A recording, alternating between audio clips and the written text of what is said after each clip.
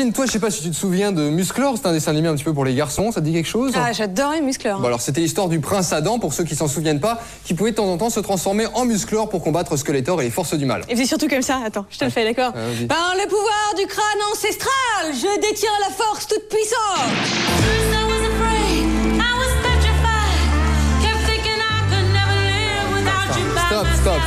Stop.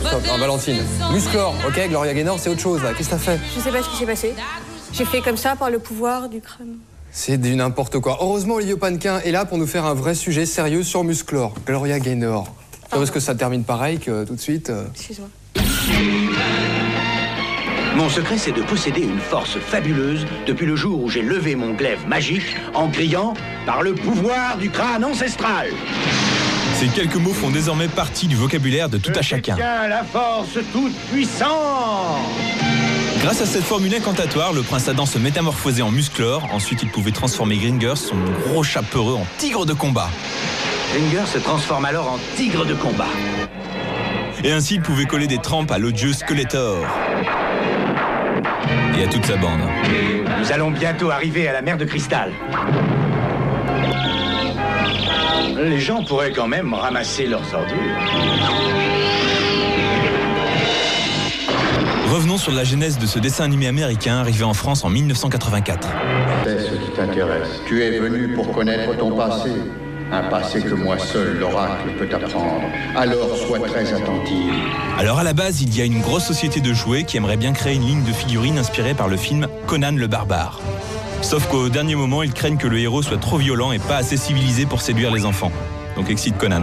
Regarde ça, c'est très intéressant. Ils imaginent alors les jouets des maîtres de l'univers et ils décident de produire un dessin animé pour promouvoir leurs produits. Ils contactent Filmation qui accepte de réaliser la série animée à condition qu'ils soient libres dans leur création. Je suis Adam, prince d'Edernia, défenseur du secret du château des ombres.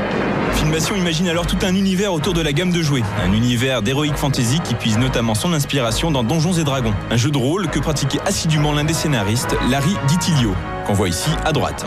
Ça, c'est un secret que j'ai promis de ne pas révéler.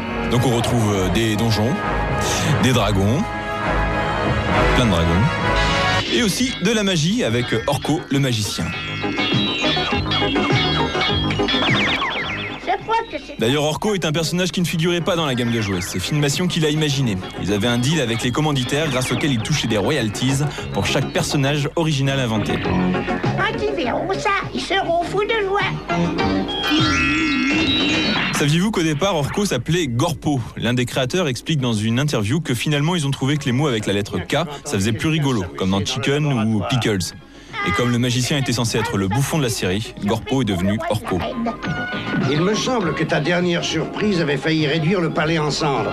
Qu'est-ce que tu as fait cette fois? Oh, c'est quelque chose d'inoffensif. Une boîte à musique, on l'ouvre et une belle mélodie en ça. Oh! Le dessin animé remporte un gros succès et les jouets se vendent comme des petits pains.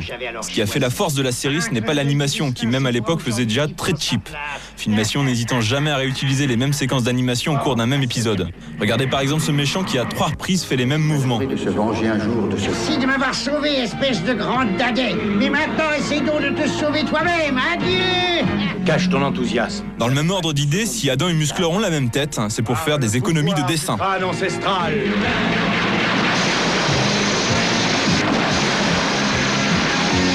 Je détiens la force toute puissante.